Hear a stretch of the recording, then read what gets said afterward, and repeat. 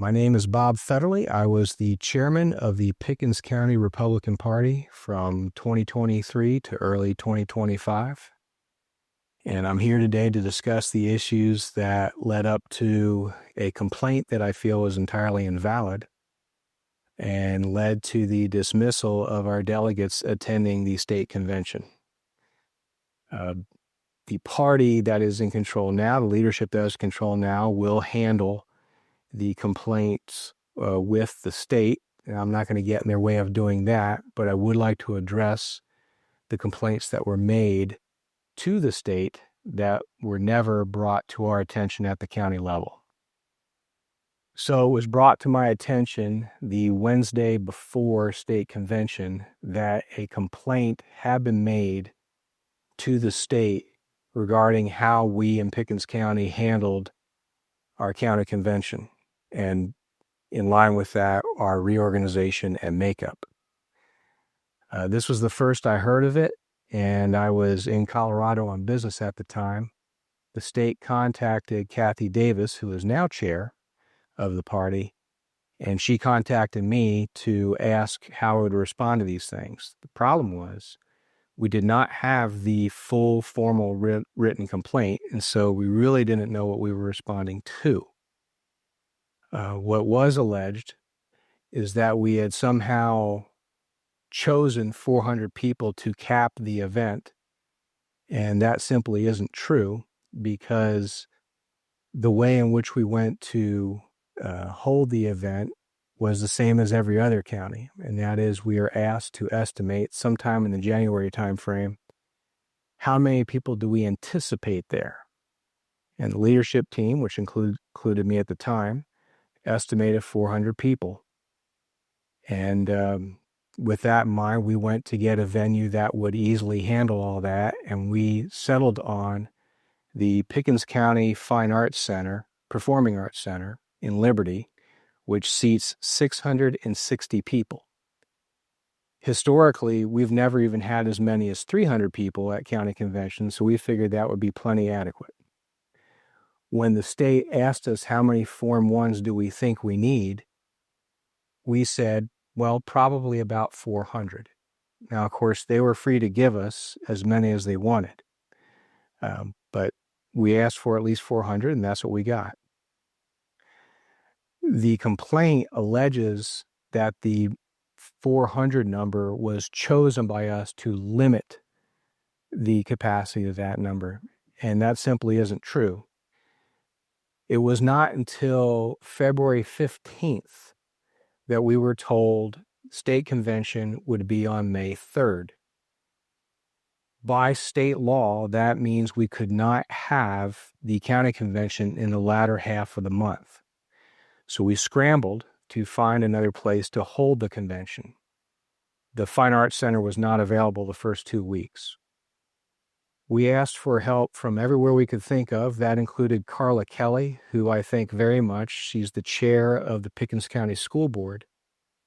We contacted everyone in the school system that she put us in touch with, and there were people very helpful, but their venues were not any bigger than what we could get at Southern Wesleyan University, which seats 400 people. And so it was easy for us at that point to simply go back there, because that is where we had the 2023 convention. And all indicators were that we were not going to exceed the number that we had in 2023. So Rhonda Billingsley was on this phone call with Kathy Davis and myself the Wednesday before convention, and I conveyed to her the best I could from a hotel room what occurred. And again, we weren't really aware of any complaints. Nobody complained to us. No one even told us there was a problem. We actually got compliments. But she will address what is argued between the state and the county going forward. But as far as what we dealt with at the county level leading up to convention, our interpretation of the rules, and my interpretation of the rules, is still that you have reorganization, and then you have 5 days to send a certified list to the state. And then you have a makeup date, which we had later in March. And you have 3 days after makeup day to send the final certified list to the state and to each precinct president. Now, we were being told by the state to go ahead and let people fill unfulfilled delegate spots up until 5 days before county convention. County convention being on a Saturday meant we accepted forms up to the Monday before county convention. This goes against my understanding of the rules altogether, but nonetheless, we did not argue that. The complaint alleges that we did not allow people to submit copied forms. That's true because in an email to us, Leighton Gray Smith, who works for the SCGOP, told us the forms were numbered for traceability. And so the instructions given to the precinct officers was to send us a list of names as to who you intend to add via email. We will give you that many forms, and then we expect those forms with those names back on them. With us not being directly in control of the forms, that's the only way we could think of to certify and control the forms. Previously, it's been an issue that forms were quote unquote floating around and we didn't know who was showing up to county convention. The only people that had an issue with this were those that Xeroxed the forms and they blotted out the number on it. And when they went to give those forms to me, I simply rejected them saying, I'm sorry, I cannot accept a Xerox form. But that should not have been a problem because nobody asked for forms that did not get them. Everyone who requested forms in compliance with the instructions we were given was given an official Form 1. Therefore, we expected all forms to be official Form 1s. So among the Xerox copied forms, 2 did include Neil Collins, and I'm guessing his wife. I don't know her name, but I rejected theirs and any other Xeroxed Form 1s. There were 67 Form 1s, official Form 1s, left after makeup day. So obviously at that point, we did not think there were any issues with capacity and the limits of being in SWO's Fellowship Hall. But anyone that could have exceeded that number, we rejected because if all 400 Form 1s were attached to someone that would show up, obviously they would have a right to be in Founders Hall. So again, I do not have the original complaint from Chris Clark, but what was relayed to me by people in the room was that there were 3 people mentioned in her complaint. The first one was regarding Laura Hinty. Laura Hinty contacted me the day after makeup and said, I have 2 more people I want to add as delegates. My understanding of the rules then, and still now, is that you cannot do that after makeup. And I told her accordingly, I'm sorry, but the window is closed. I have only 2 more days to get a certified list to you and the state. Less than 24 hours after that interaction, Leighton Gray Smith said, no, give them the unused Form 1s. So we did. Laura Hinty was the first person I called to say, you can now have these forms. And my own phone records on cell phone show that I made that call to her. So any idea that I was blocking her from adding delegates is a bald-faced lie. And certainly Chris Clark ought to know that if nobody else, because by the time anybody asked me for forms, Laura Hinty had already been told that hers were coming. She requested 2, and she got them. The next name in the complaint was the Holidays, a couple from the McKissick precinct. I don't know who signed them up because, again, the people that requested the forms were not necessarily the people that gave them back to me. But the reason there were not packets waiting for the holidays when they got to convention was that they did not fill out their voter registration number. And in Layton's own email to us, all that information has to be filled out in order for them to receive a voter packet or to be admitted into convention. Well, at this point, I could pretty much tell that we had some people that were going to cause a stink no matter what we did. We went ahead and let them in because, again, I was well aware of the fact that these were supporters of Chris Clark, and it was very obvious by the numbers there that Chris Clark could have had 10 more supporters, and there were no 10 more supporters. And so I figured we'll just let these people vote, as I did other people. I let them in, even if everything was not officially filled out the way it should be, and they were seated. So the fact that they're even in the complaint is a little ridiculous. The holidays were permitted to enter, and they did vote and participate in county convention. The third and final name that was on the complaint, at least that I'm aware of, is a lady by the name of Kirby. And I honestly am not sure who this is, but I believe I can recall who it was, in that this lady showed up and we could not find her packet. Now, we're not saying she should not have had a packet. After looking at the official list that we had, she, in fact, attended reorganization. I simply said to her, perhaps you didn't check the delegate box.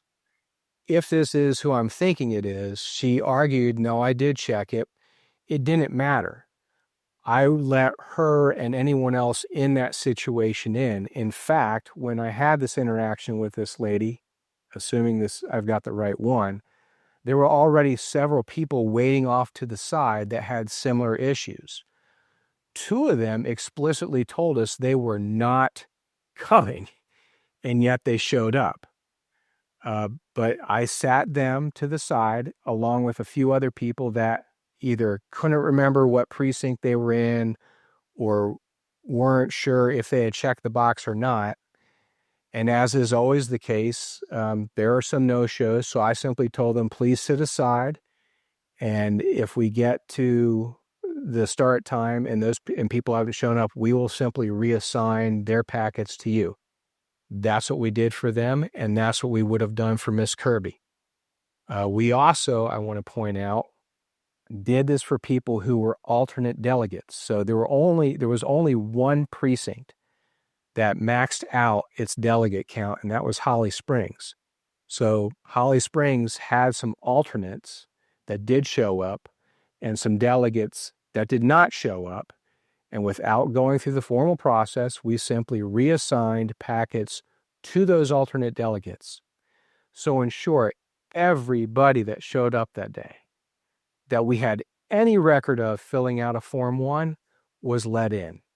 I do know that one lady, I don't know if it was Mrs. Kirby or not, I do know that one lady left in disgust saying she was not going to wait.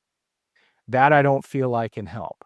We had a packet for everyone that checked the box, filled out an official Form 1, and we understood to be coming. So Chris Clark alleges that if she had been allowed to bring more delegates, that she would have won.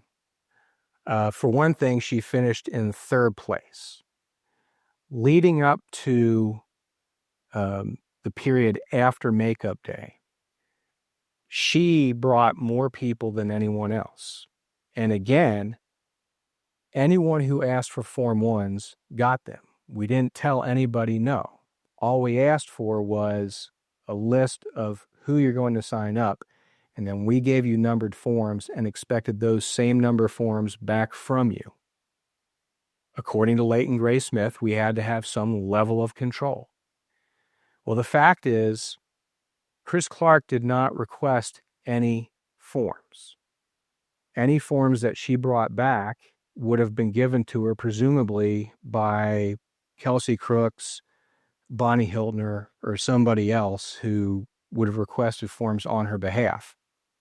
Not in compliance with the rules that we were trying to hold to, but nonetheless, we accepted any Form 1s on the official state forms. nobody who returned a Form 1 to us, regardless of who took it out, was rejected. Some that were not held to where we made a voter packet for them was because there was information missing. And again, according to Leighton Gray Smith's own email, they are to have their voter registration number on the form. Well, us not being present, we had no way of telling the individual, you must fill out all these blanks in order for us to make a form for you.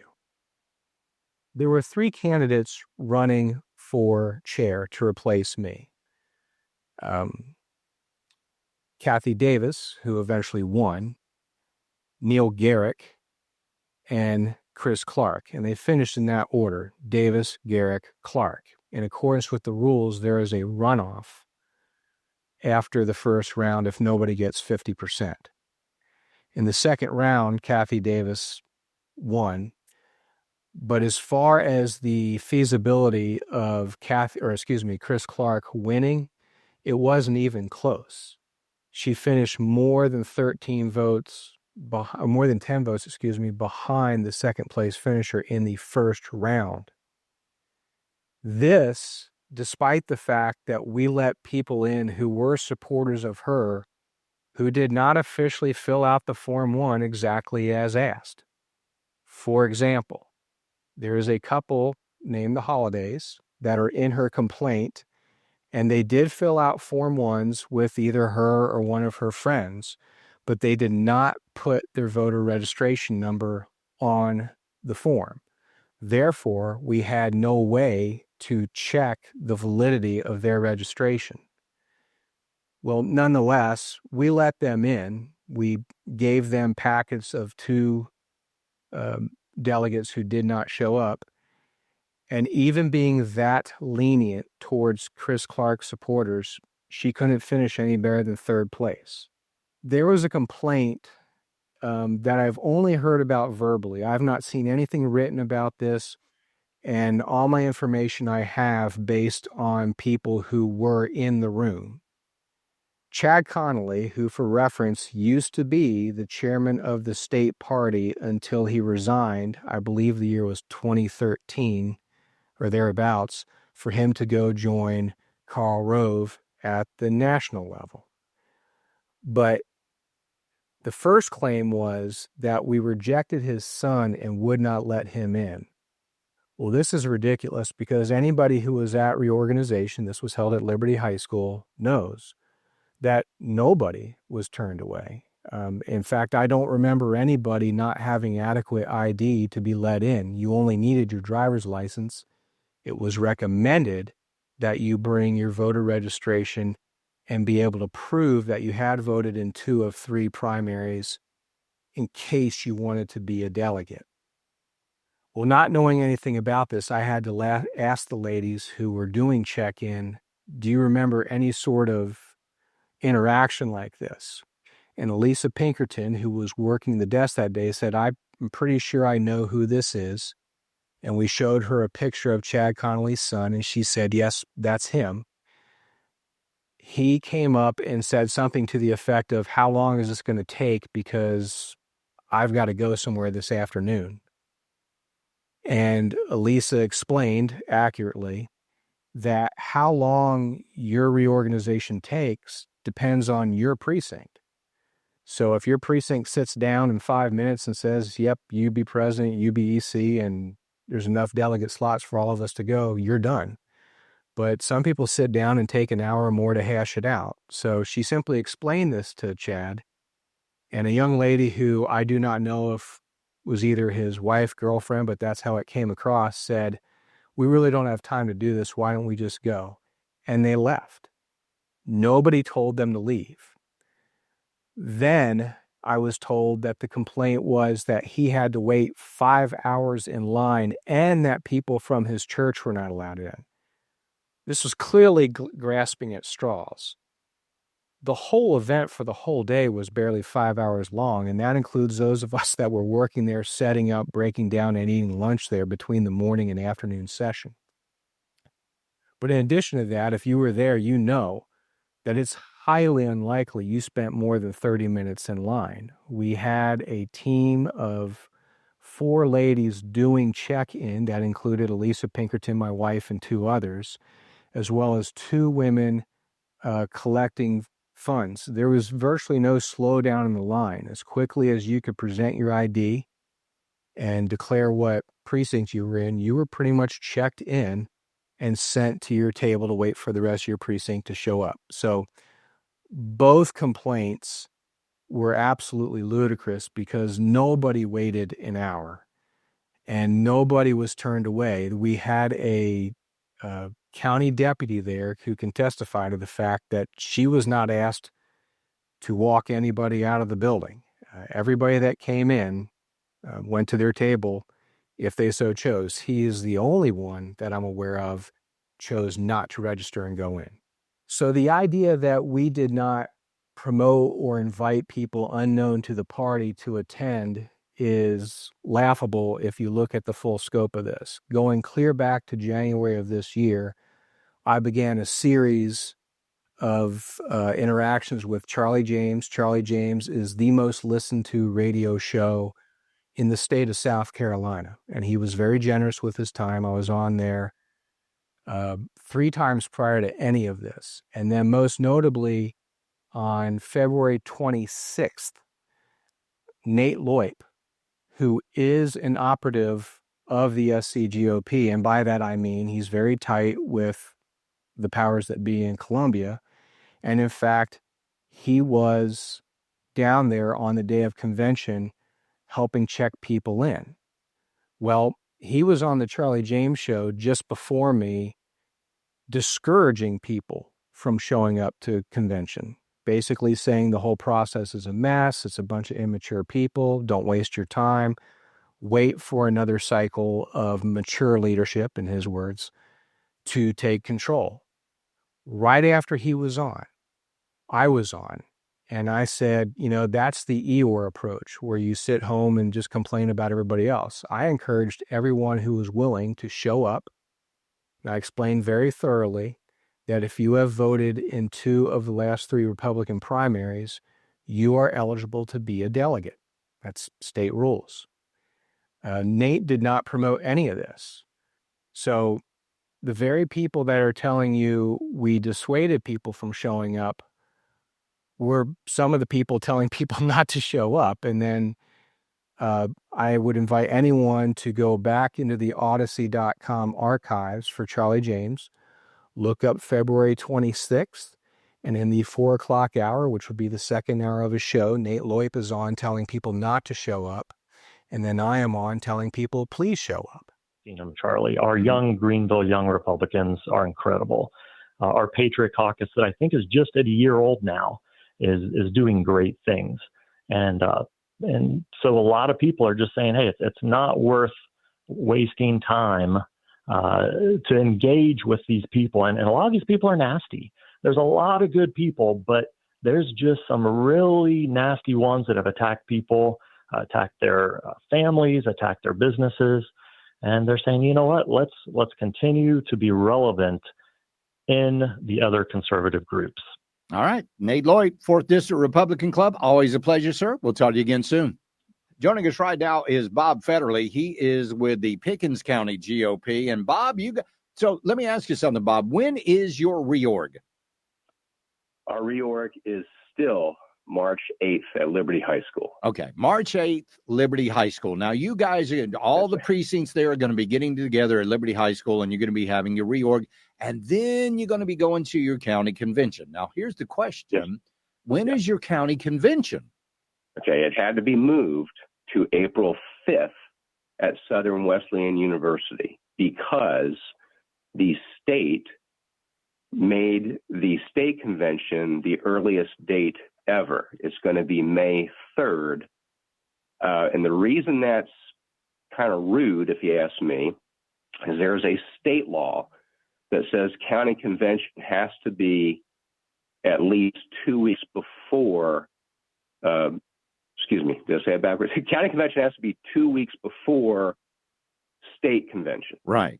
And there is a state GOP rule that says county convention has to be 2 weeks after reorganization. So, and by law, reorganization is March, county in April, state in May. Right. So obviously, by the state putting it on the 3rd of May, they have eaten up the last half of April. So we and other counties that had planned to have it the last, sometime in the last 2 weeks of April, we had to move it. And if you had your reorganization planned towards the end of March, you're really in a pickle, because when do you do it? Right? 2 weeks after, 2 weeks before, you run out of money. So the county convention has to be 2 weeks after the precinct, right? Yes, sir. All right. And it's got to be 2 weeks before, or approximately 2 weeks before, the state convention. State convention, yes, sir. And what they have done is they have forced you guys to move that within that 2 week window, right? Yeah, we had to go to the first half of April because they put it on May 3rd. Yeah. Thankfully, we had not lined up a place to be in the latter half of March, or again, we would have been really, frankly, screwed. Yeah. What if you guys had already put the deposit down on the auditorium and all of that stuff? All that was the case, and thankfully, we have a good relationship with those venues, and they understood. They let us out of it. But I don't know that other counties are going to be as fortunate.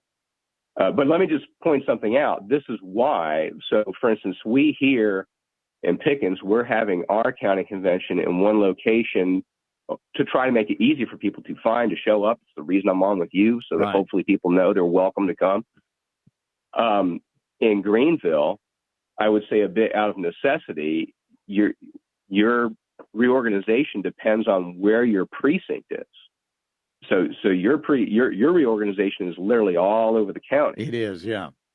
And I heard Mr. Loip. I'm going to do my best to get you to ignore him. I'm more than happy to talk about a few things about his history that people should take note of. But let me just say this: look, whether you like me or not, whether you like Jeff Davis or not, whether you like Nate Loip or not, when you impact the state GOP, you're impacting the party that runs the state. Right. I mean, you should want to be a part of that, period. And, just a real quick trip down memory lane here. So Nate was chairman of the Greenville County GOP. You could basically say as or before the MAGA versus establishment rift really happened. Yeah, that happened right after I got here.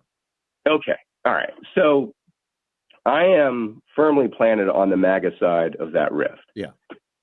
All right. When Ronna McDaniel was the chair of the RNC, does everybody remember who number 2 was? Yeah, it was Drew McKissick. It was Drew McKissick. Yeah. Okay, what happened when Laura Trump took over that party? Drew got a one-way ticket. He just kind of disappeared. Yeah. No big announcement was made. No press release was put out or anything. Right. Well, I'll give, I give plenty of kudos to the Trump family. They know when to pick a fight. They know when not. But here's my point. If Drew was truly MAGA, I'm pretty sure they would have kept him around. But he's not. He's not there. He's down in Columbia. And if you, South Carolina, friends, neighbors, we are still getting establishment type government in this state. We are. Right? Yeah. We're not getting MAGA government. Yeah. We need Doge in this state. We're not getting it with this. So if I wanted to defend the establishment, I would tell you to do exactly what Nate Loip has just told you to do. Sit it out. Don't be involved. Don't be counted. Interesting. So, I mean, I agree. And it's just a weird situation going on. There is a mountain of circumstantial evidence that the South Carolina GOP did not want Pickens County at state convention. And the reasons are very apparent. Number one, In 2023, we were the only county to vote 100% against Drew McKissick. We were and very are proud of that because he has not given us a product of elected officials that meet the state's platform. Secondly, when I was on the Charlie James Show multiple times, I always made it very clear that we are a MAGA, America First, Constitution-abiding county, and we do not care that the Republicans hold a majority in the state. What we care about is the quality of the individuals in those offices. So we are not here to carry water for any incumbent. For that and plenty of other reasons, I'm pretty sure they did not want Pickens County down there.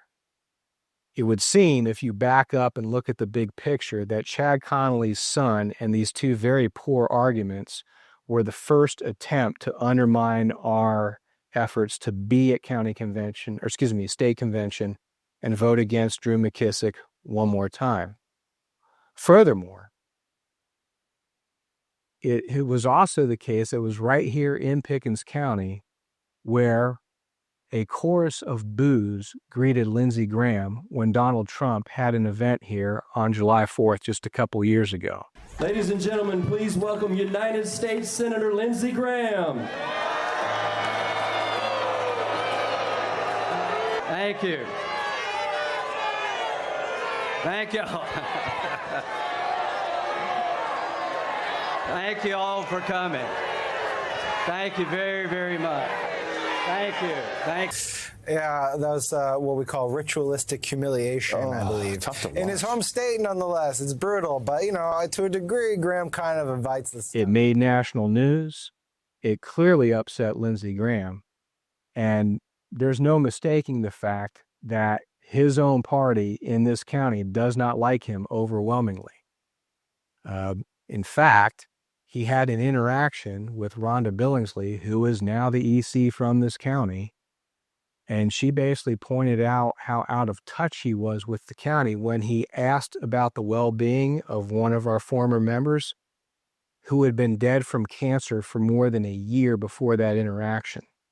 Lindsey Graham is out of touch with this county. Pickens County Republican Party knows he is, and he does not like being called out on the carpet. Had we made it to state convention, we would have been 24 votes against Drew McKissick. We would also be 24 members of the state EC that would like to see Lindsey Graham primaried, taken out. We've tried censuring him twice. Back in the 2023 timeframe, we were basically told not to do that unless we wanted to feel his wrath. There were even some members of the Pickens County Republican Party that were members back when, frankly, Lindsey's folks held control of this party that in no uncertain terms warned us not to do it. But again, we're not trying to pick a fight. We're trying to hold elected officials accountable. And Lindsey Graham has not in any sense of the word held true to the Republican Party platform. So to summarize all the events from January 2025 up through convention, your Pickens County Republican Party previous administration did everything it thought to be right to put on a good reorganization, makeup day, and convention. We reserved a 660-seat venue in the town of Liberty. Had we been able to keep that venue, that would have been more than twice the size of any previous Pickens County convention. When we were forced to move venues in mid-February, and due to the state's actions, the convention then had to be held the first half of April. So obviously we had less than 2 months to work with. We called everywhere we could, and we ended up back at Southern Wesleyan University, where we had been 2 years prior. Still enough to seat 400 people, plenty of capacity given the fact that after reorganization and after makeup day, we had only a list of 333 people that could show up, And at that point, we understood people to opt out of coming to convention. There were people that signed up and said, we do not intend to come to convention. So capacity was not an issue until the state told us to give out Form 1s after makeup day. And this is the only time we started to worry about capacity, because as word got around the county that you can still show up no matter what you said or did, if you've filled out a Form 1, you can go. Then we were faced with the fact that we have 400 forms. All 400 were either spoken for before makeup day or shortly thereafter. And so we had run out of capacity. And in fact, we sent an email to the state telling them, if you want these people who are Xeroxing forms accommodated, you need to tell us how to do it, and you need to afford us the resources to do it. There is no place in the Pickens County area that was available with more seating capacity. We looked everywhere we could. And then finally, regarding this complaint, it very much mirrors what one of Chris Clark's supporters, Bonnie Hiltner, did 2 years prior. In the 2023 convention, we had what I would call a very clean convention. And before Tim Bruce left the room of the convention to take the delegate ballots across the hall, he invited anybody that wanted to follow him to do so. As I recall, nobody followed him across the hall, but he put that box of delegate votes in a secure room until they were later counted. Well, Bonnie Hiltner, similar to Chris Clark, filed a complaint directly with the state, not with the county itself. The EC of the Pickens County Party should have heard these complaints first. They never did. Bonnie's complaint was very easy to dismiss because she frankly had no grounds for saying there was any evidence of corruption or ballot stuffing or anything of the sort. This time around, Chris Clark's complaint is doubly odd in the sense that she used the Bonnie Hiltner timing, but she's also complaining that she was held back from getting more support. Nothing could be further from the truth. Of the 67 Form 1s that were claimed after makeup day, nearly 2/3 of them were from Chris Clark or her friends, and 0 of them were requested by Chris Clark herself. So frankly, Chris Clark should not have been able to give me any Form 1s because she did not ask for any.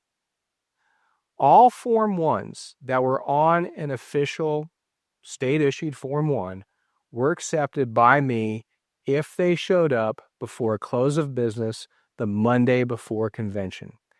We did anything and everything, even beyond our understanding of the rules, to accommodate people who wanted to be a delegate, so long as they filled out the forms in accordance with Leighton Gray's instructions.